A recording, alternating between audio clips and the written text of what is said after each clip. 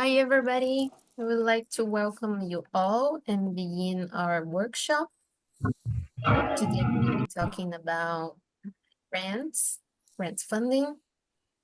First of all, I would like to thank the presence of you all here. As I told you, my name is Jennifer. I'm a project officer at Politics for Her, and I will be moderating today's grants workshop held by Chifae laazouzi.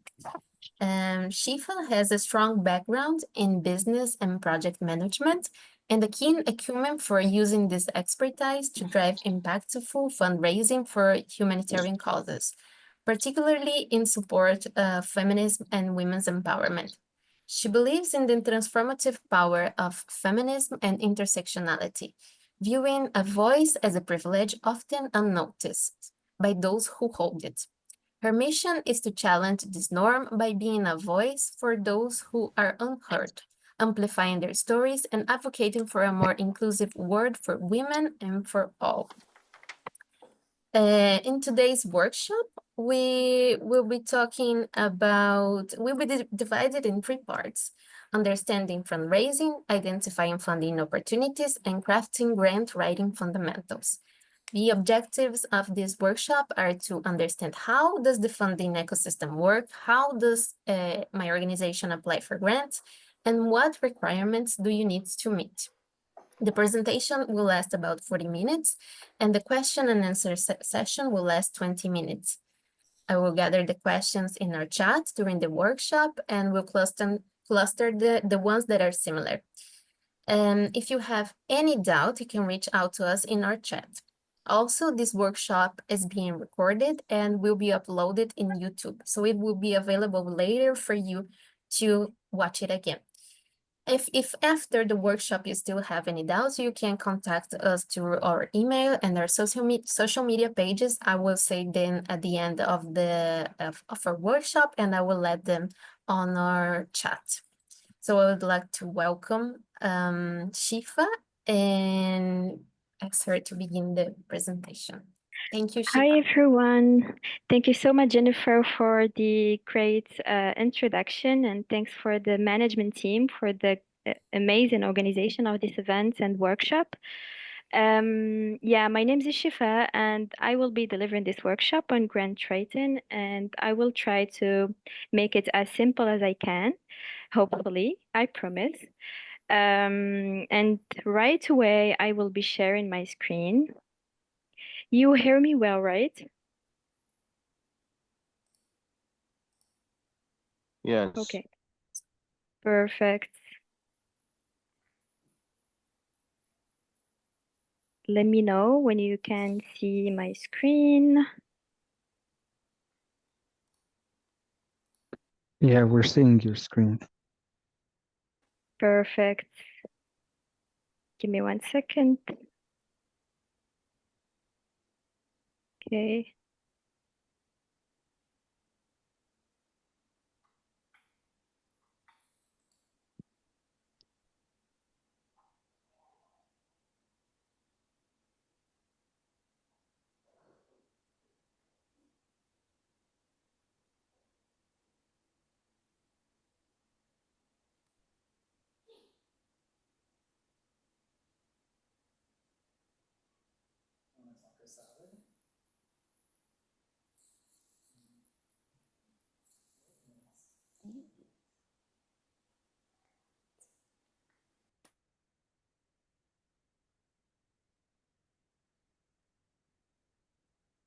Okay. Can see my screen.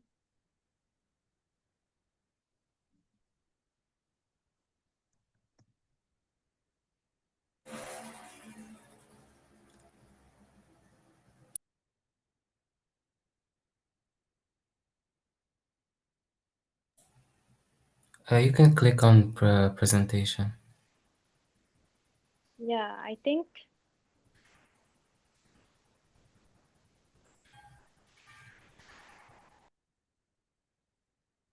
Okay.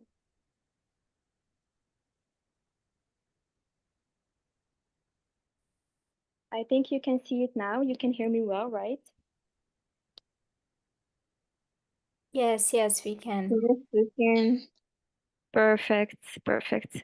Well, yeah, as I was saying, thank you so much for being here. I'm very excited to be delivering this workshop today on grant writing. And on behalf of Politics for Her and the management team, I want to extend a very warm welcome to each one of you.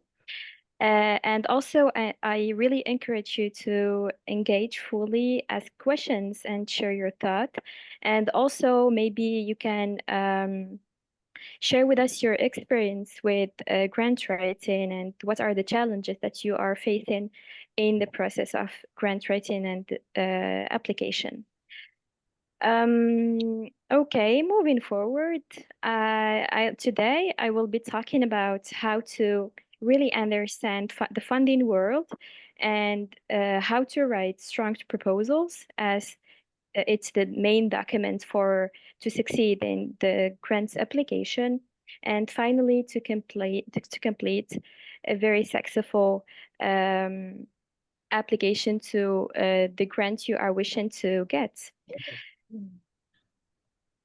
Moving forward. So I believe that it is really important to understand how the funding work, how does the ecosystem work, and how do we get our money as NGOs and grassroots movements and individuals working in the civic society and um, uh, working to make social change in this world. So I believe that the funding ecosystem is really vast and but really interconnected. So funders have unique priorities, whether it is gender equality or climate justice or education, access to education for women and for people in marginalized communities or whatsoever. I think that understanding these priorities and aligning your project vision with theirs is the very, very first step towards success. So I think you all can see two triangles in front of you. So the first one on the left is representing key players who are the owners. They can be government agencies, private foundations, international organizations, or even private corporations. On the right, you can see the second triangle, who is or representing us as NGOs and grassroots organizations. So now there is a very critical insight in fundraising, which is Pareto principle, that says 20% of your donors often contribute to 80% of your funds. What does this mathematical relationship really mean concretely? It really means that if we want to reach our budget this year and continue our advocacy and impact efforts, we really need to reach the people on the 20% space. It kind of sounds caricatural, but it makes so much sense. And this also highlights the importance of identifying and nurturing key donors, your key donors. So these are individuals or organizations whose values and priorities of funding closely match with yours. So, for example, if you are an NGO focusing on women's leadership or women's participation in politics and decision-making processes, um, you really need to reach donors and target donors and funding organizations who are passionate about gender equality and the main matter. So building trust and communicating your impact and also creating opportunities for meaningful engagement to secure this long-term support is very, very interesting and important. So make sure to invest in building relationship with this vital 20% space. And with that, given personalized communication and transparency and also impact reporting is very, very crucial step forward. Now that we understood how it works and how what are the source and how we get our money, it's kind of important to understand the type of grants that we can have access for. it's really important to identify types of grants that are aligned with our needs as organizations. So first of all, we have project-based grants. This is a grant that has to do or that serves initiatives and that allow you to execute targeted projects and to serve a very, very specific objective in your agenda. While core grants have to do with support for HR costs, operational costs, to just ensure you have a good infrastructure and you can ensure an organizational development of your organization. We have also a very specific one, which is rapid response grants. So these are grants. These grants are given for or when there is an emergency or crisis. For example, after a natural disaster, or your country might need quick help. These grants give money fast to help people in need during emergencies. They help solve urgent problems very right away. And next we have seed funding. So these are grants that have to do closely with innovation. So they serve to finance very specific solutions that need to finance to be tested first. Like for example, is a tech solution or a prototype. So it's really if someone has a new plan or solution, but they need money to try it out, this type of grant can help. It gives you support to test your very specific idea before they are fully launched. So it's kind of like a test run to see if the project will work or not. So, and finally, we have the research grants, and they serve to fund research efforts that serve lobbying or policy development, etc. So to sum up, it's really important to choose the type of grants that aligns with both your immediate and long-term goals. Now that we understood all type of grants and the ecosystem, we can move to a more practical and tactical step in our workshop. I'm sorry. Oh. Anyway, so now the grants application process can really feel overwhelming, but breaking it into manageable steps and tactical tasks ensures the success of your process of application. So make sure to start by screening grants. Grants that are matching with your mission, with your agenda, yearly agenda, and with your purpose. You can analyze the guidelines of each grant you come across, understand exactly what the funders need, and what are the eligibility criteria, what are the documents that are required, etc. And then you can move, once you choose or you source your go-to grant, you can move to the preparation phase. It's probably the most overwhelming step in the process because it has to do with some admin and some document preparation. But it's also key for your application process. Because here where you get to prepare your documents, involve all your team and all internal stakeholders that will be involved in your project, and create a very detailed project proposal and budget. So make sure also to ensure that your budget aligns directly with your narrative, and also make sure, this is very important time, to leave time for internal reviews. Finally, always submit early and follow up for confirmation, because let's not forget that application processes for grants can be challenging, which means platforms where you apply can be not very user-friendly. document to fill will be quite intimidating. So make sure to leave time for that. Leave time to digest the process and to make all the reviews, the necessary reviews, and then submit on time. Because remember, it's a well-structured and timely application not only improves your chances of success, but also builds credibility with donors. Now, moving forward with a very important point in this workshop, which is grant writing and specifically proposal drafting, because proposal is a very, very important document in your application process. So every great application starts with a powerful story. So funders want to feel very emotionally connected to your project.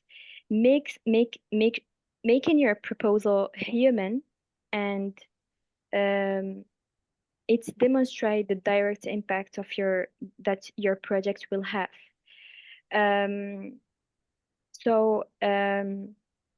Setting very realistic KPIs or key performance indicators. Make sure your KPIs are measurable and specific, achievable, and relevant and time-bound. What I mean by specific is that you need to identify very, very clear goals that are achievable in time and also measurable, which means if you use numbers, you will be able to show the progress and to quantify the goal. Your goal must be realistic and feasible and relevant to the project's mission or purpose at the end. And finally, your project or your goals must be set in a deadline or in a time lapse.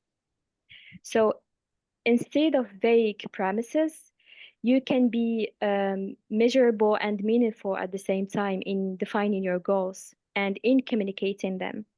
So think about the lives you will change and how you will measure that change specifically. So I'm just going to give you raw examples of strong KPIs. For example, if you are organizing a capacity building program, then, for example, you can set a KPI of 80% of workshop participants will report improved public speaking skills by the project's end. Or, for example, we will provide 1,000 families with clean water filters within 1 year or 6 months. Make sure to be specific, feasible, achievable, and realistic also. Finally, funders want to know that your project will succeed and have a long-lasting impact. This is very important. There's also a tendency for sustainability and impact and innovation. So it's a key for success. Explain how you will deliver results and keep the work going after funding ends. So, for example, for the feasibility point, you can share how your team will carry out the project step by step. That shows that your project is quite feasible. And for the sustainability part, you can demonstrate how you will continue the impact, like, for example, creating a network or finding a partner that will make sure the project have a lasting impact by the end of the project. For example, you can set a goal to show sustainability as follows. So after the project ends, participants will join an alumni group to share knowledge and connect with local NGOs for ongoing support. This gives funders confidence and trust that their investments in you and in your project won't just be a one-time event, but will also lead to a long-term change.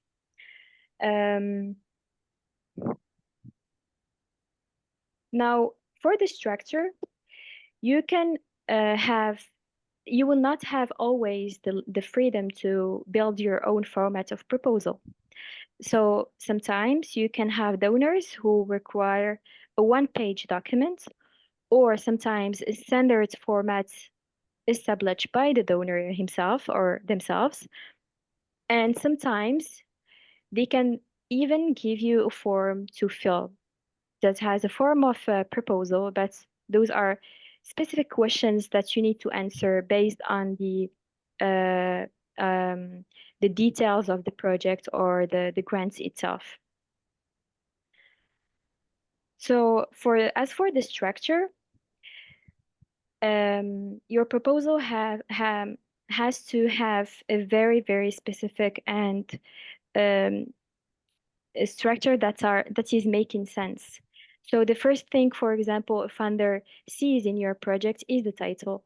It should be clear, engaging, at very first sight, while capturing the whole essence of your work.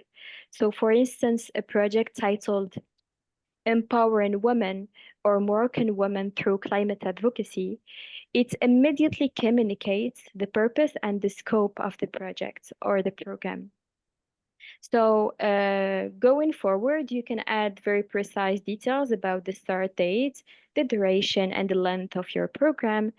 You can define its time frame. It's also crucial because it shows your preparedness for the program before even it starts.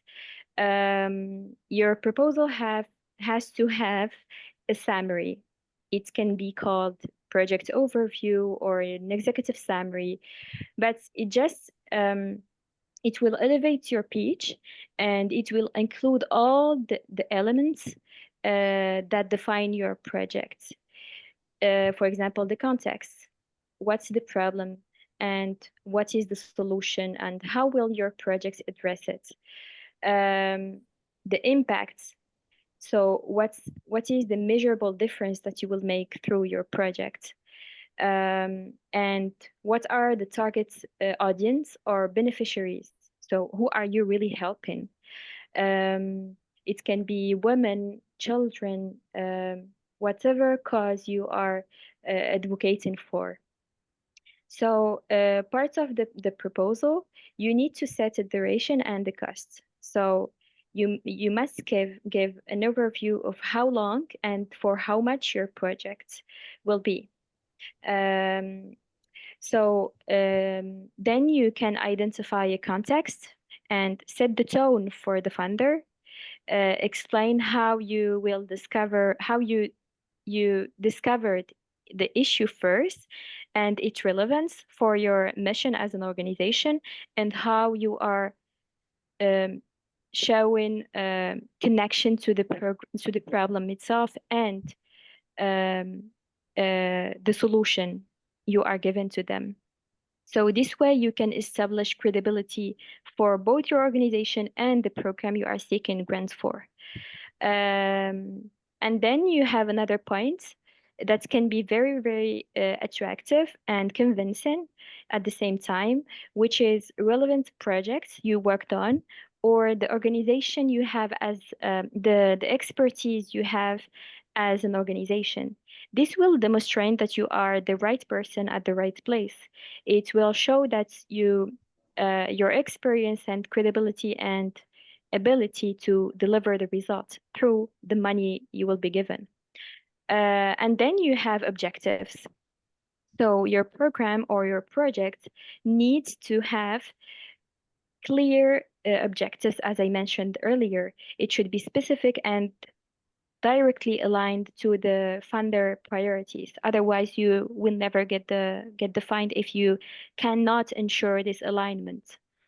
And finally, intended process, or it's simply the how. So you should explain the how and how will you ensure the implementation of these objectives. So funders want to see a clear roadmap to your goals. And then I will try to provide you with some green flags towards donors or some things. If you follow, you will make a more outstanding process of application. So first of all, start by looking at the projects the funder has supported before. So this will give you an idea of what they care about and the types of activities they like to fund. So for example, if a funder often supports youth leadership programs, then you will try to show how your project aligns with these focus. I think that this step helps you tailor more and craft more your application to match the funder's priorities. Secondly, try to show your team's strength, which means funders need to trust that you are, as an organization and as a team, can deliver and able to deliver the project. So make sure to highlight your team's skills, backgrounds, and successes and milestones. For example, you can mention achievements, for example, completing projects or growing your organization. Show that you have the right people to handle the job and to, such as experts, volunteers, or partner organizations. This will build confidence that you can turn your plan into action and give you even more credibility. And then we move to a very interesting point, which is the log frame. So the log frame, it can be a table, it can be an Excel sheet or a presentation, but it's just a document or a table again. That is a simple way to organize all your project plan. It should include outcomes, which means the results you will achieve or you aim to achieve. For example, improved skills or policy changes you aim to achieve. And after the outcomes, you have the outputs. You should set output under each outcome, which means what you will produce to achieve the outcome. So, for example, trained participants, distributed materials, or whatsoever. But it's need to show the translation of your objectives, of your outcomes. And then you have activities. Activities, it simply means what you will do as tactical or practical tasks that will help you achieve the output you already set. It can be workshops, training sessions, campaigns, research study. There are so many ways to achieve your outcomes based on your expertise after all. So a clear log frame shows funders you've thought of everything as firsthand, and you already have a plan to success. And finally, make sure your text easy to read. Funders often review so many applications, so make yours stand out by being scannable and easy to read, easy to go through. You can use headlines, bullet points, just avoid long paragraphs because they're not going to be read after all. You can opt for short paragraphs and tables or bullet points, highlights like just key points to make it easy to understand your message very quickly and easy. So after all, a well-organized application keeps the reader engaged. And then make sure to learn from previous grantees. You can reach out to people who already get the grant from this donor. You can seek feedback. You can seek some tips and tricks that will help you stand out in your application because they already have the experience in it. And then I think after all, sometimes we're too close to our work to see it clearly. So make sure to ask someone outside of your organization for feedback. We can be unbiased. We can have a very unbiased perspective. So you might get more good ideas, better ideas to make your application clearer and more convincing. Now let's move to some don'ts or some things to avoid, to really avoid in the application process. So first, like, really don't assume that the funder knows the background or the context of your organizations. Funders often have a very broad focus, meaning they may not be deeply familiar with the specific region or demographic you are serving. So always provide a clear and concise background and context for the community you are serving or the country your project will be implemented in. Describe the economic, social, and cultural context. Try to make it holistic and give it, like, set the tone for them, and in a very easy way, approachable way that is accessible to someone without prior knowledge. Make sure to use evidence-based data, reliable statistics, stories from the ground or from the field to empower your narrative and give it more credible tone. And ensure that funders understand not the urgency or the importance of your project and the issue you are tackling.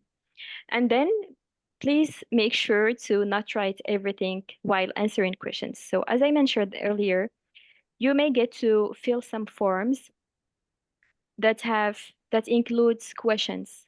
So each question in a grant application has a purpose. So if you over answer in the first question, you may repeat yourself in the next question.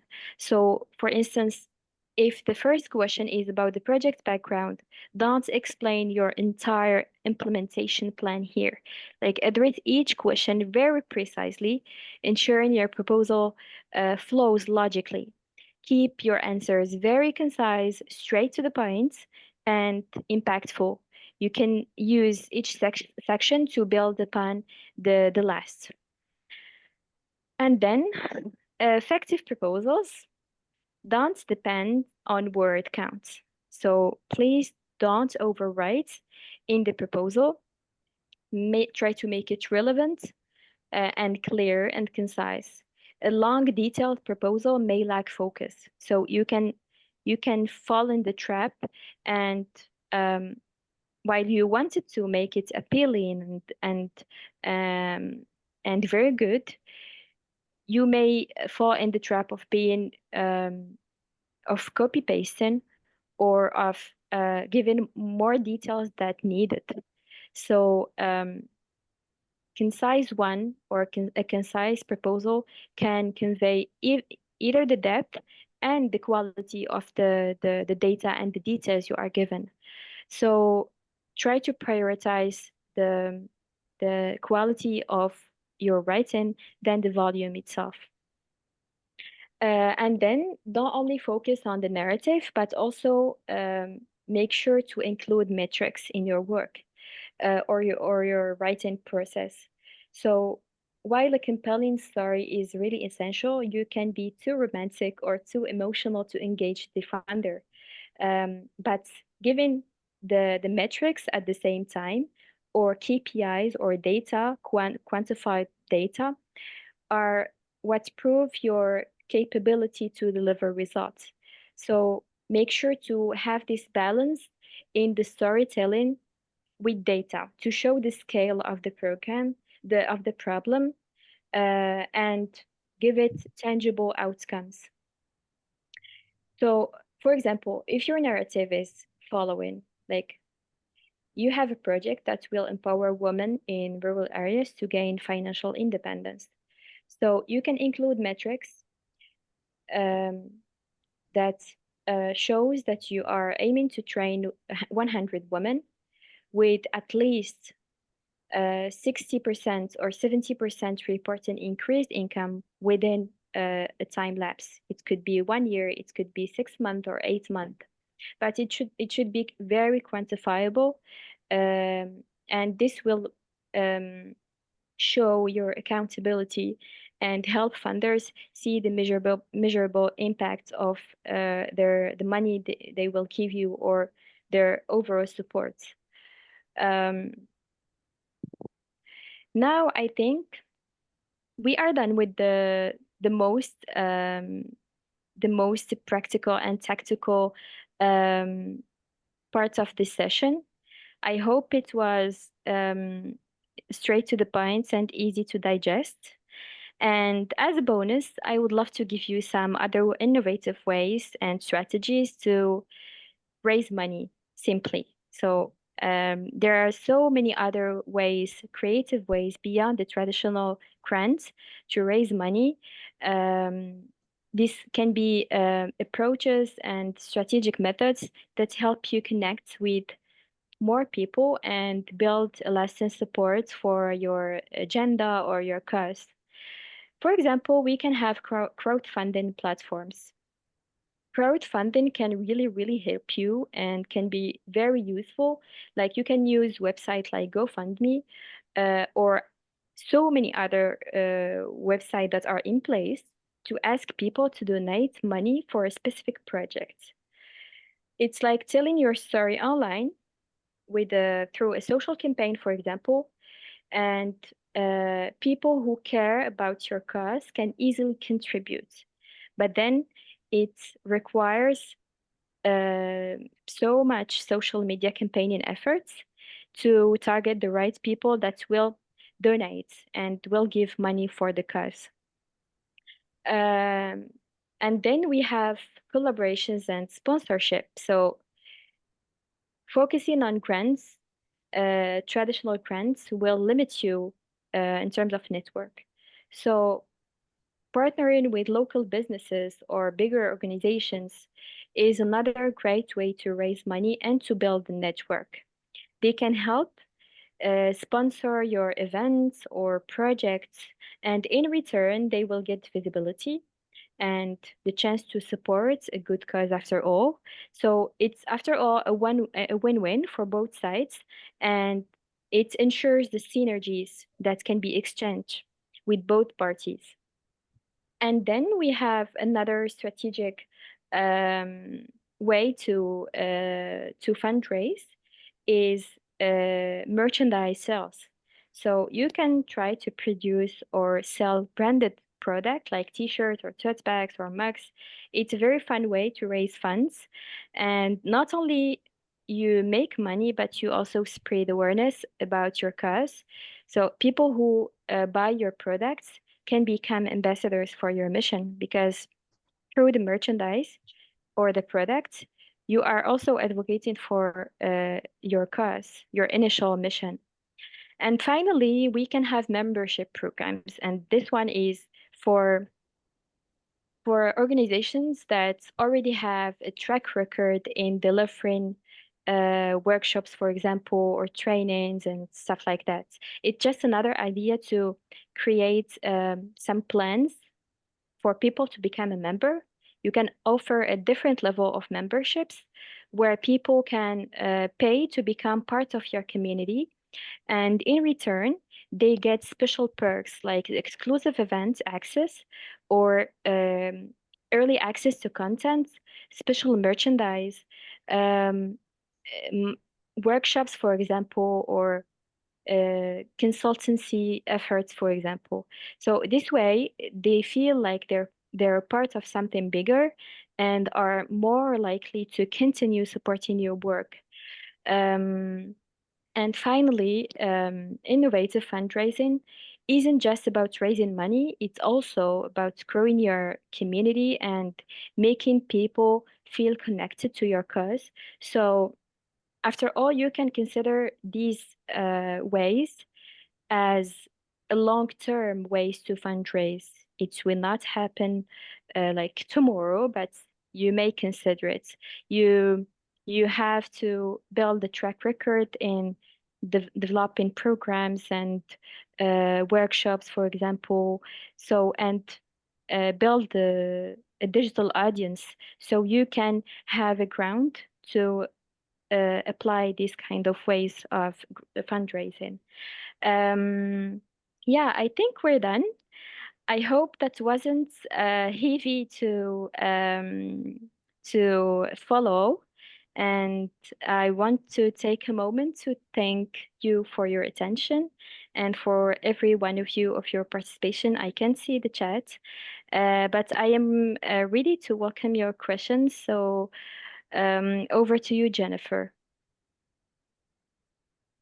So much, Shifa. It was a very good presentation. I love it. And well, everybody, the chat is open for you to send your questions. I will gather them now and ask to Shifa. We already have 2 questions. One is about, can you talk a bit about how to create this credibility and gather the base information if you just founded the organization and never received any funding before? The second question is, how do we deal with the times when word limit is given, but there are layered questions to be answered, and it also takes a lot to provide background information of the context of the project? Okay. I'm just noting both the questions. So as for the first question, which has to do with credibility when you are a small organization. If you are a small organization, then I would advise you to target small grants for grassroots movements, for example, or even individual grants. It's easy to convince a donor that will give you like a small amount of money, and you can grow over the course of that by building very like targeted and small programs. And once you build your track record, you can target more bigger grants then. By over, for example, 3 years, for example, you can set a goal. It's more strategic, and it's also more organized in time, in the time frame. And what was the second question? How do we deal with the times when word limit is given, but there are layered questions to be answered, and it also takes a lot of space to provide background information of the context of the project? Yeah, so probably this has to do with forms you need to fill to get grants, for example, I think.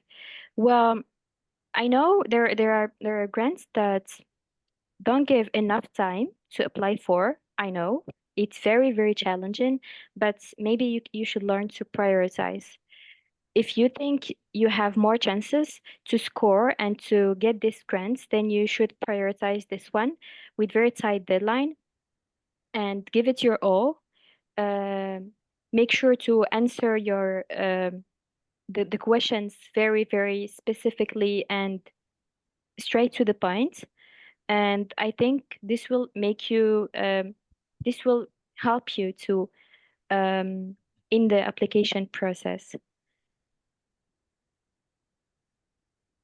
We have another very interesting question, particularly Yeah. I think it's very interesting. It's how do you deal with the competitive aspect of applying for funding? The funds are becoming less and the needs of NGOs are only increasing. Many of us are applying, the application is thereby particularly competitive. Yeah. I really, really understand. The grant field can can be sometimes unfair because while you have all what it takes to get the grant, you may not get it, and it will go for someone else who are serving another agenda. It can be even a smaller organization than yours. But then this is a challenge that we all need to deal with. And again, putting focusing in competition is not a way, is not a competitive nor a healthy way to keep going in grant writing. Um, um, because I know that funders receive a huge amount of applications, and there are so many people on the ground who require grants and money, like all of us. But then maybe we all should focus on our agenda, on our mission, and um, give it our all. Um, Instead of focusing on competition, you can do a benchmark effort, which means you can check other grantees who get the grants and understand why them and not you, in a very neutral way, not like like not like putting yourself as a victim, but just to understand, is it the target? Is it that I targeted the wrong organization, the wrong funding organization, or the mission wasn't aligned with requirements of the donor?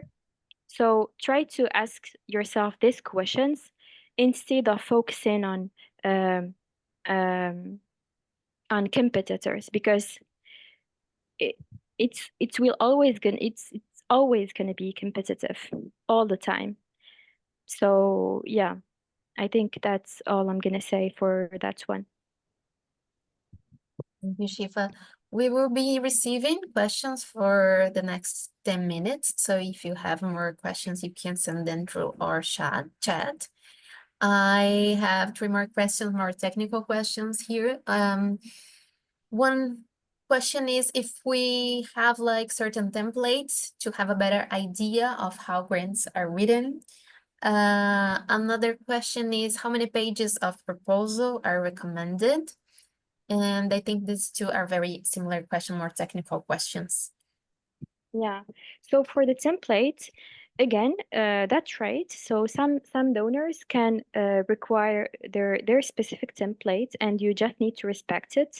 So usually they give like some hints, or for example, if you have a table as a proposal, in each section, you can have a description of the section and what is really required and what is really needed to be written there.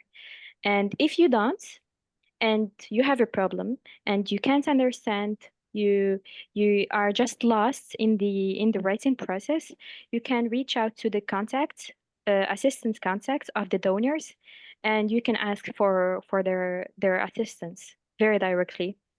There are some who are very responsive and reactive, and you can have some who are not that responsive. So, but just give it like go the extra mile, try your best.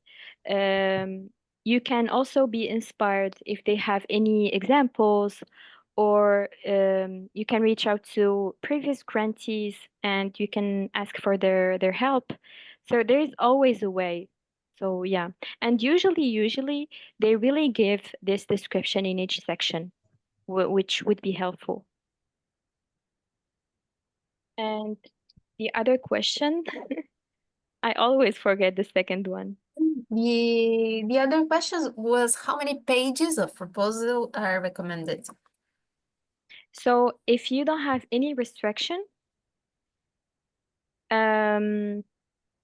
it would be perfect if you don't exceed the 10 pages maximum, if it's a really an exhaustive proposal, which includes the log frame, the timeline and everything.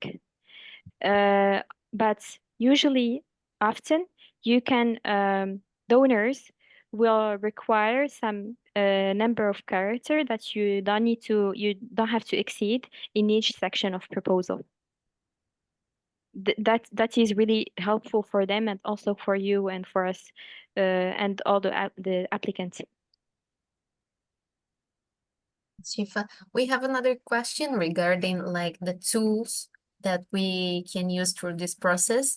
Are there any resources, databases, organizations, etc., that you would recommend to find grants funding opportunities? Yeah, so first try to extend your network on LinkedIn. And other than that, there are so many platforms that or newsletters where you can receive grants on a monthly basis or a bi-weekly basis. I can share them after, or I can include them in the presentation that will be shared with you after the session.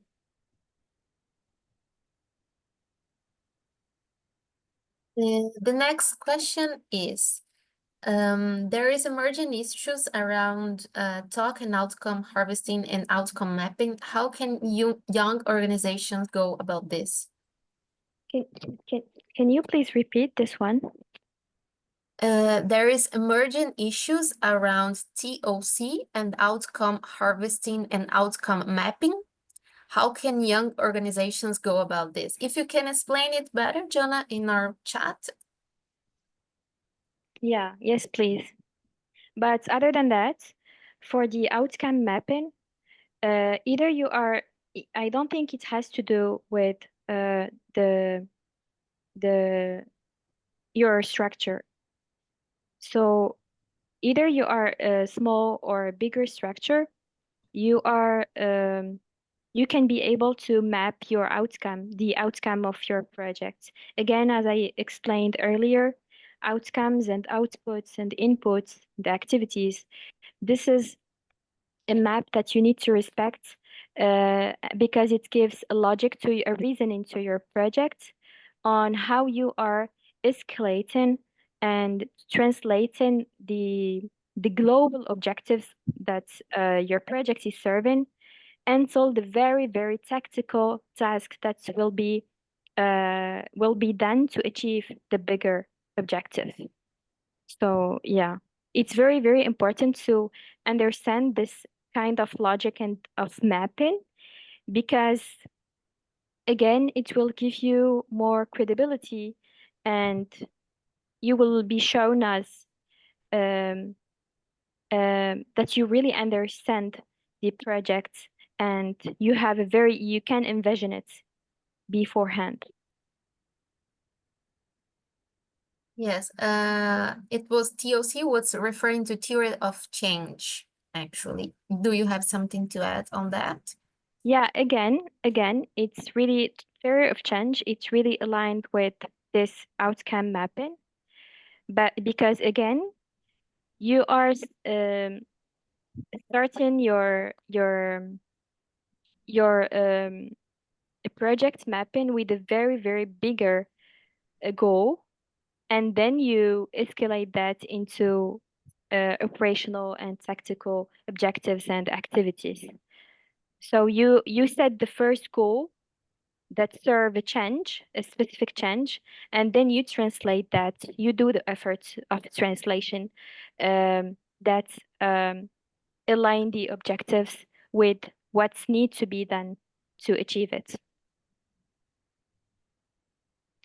We still have time for a final question or two final questions if you want to send them to us on our chat. I will ask a question from myself to Chifae about the metrics. Like, how can we measure our impact, our previous impact, if we don't have like established metrics? If we have an offline work, for example, if we distributed like folders, if we're doing like paintings on the street or gathering people, like how can we measure our impact if we don't have like established metrics? Like on social media, for example, we have it, but like on site events, not so much.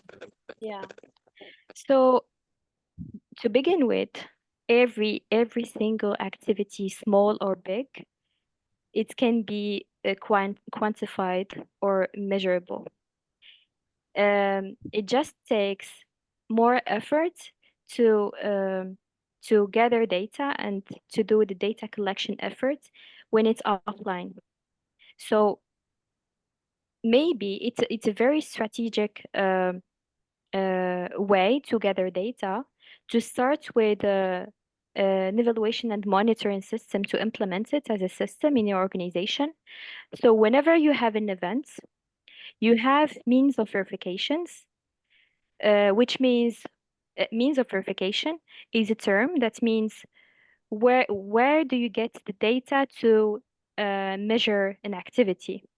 For example, if you are organizing a training, then you should have a pre-assessments and the post-assessment surveys, either online or offline as papers. This will help you to measure your work before the activity starts and after the end of the activity.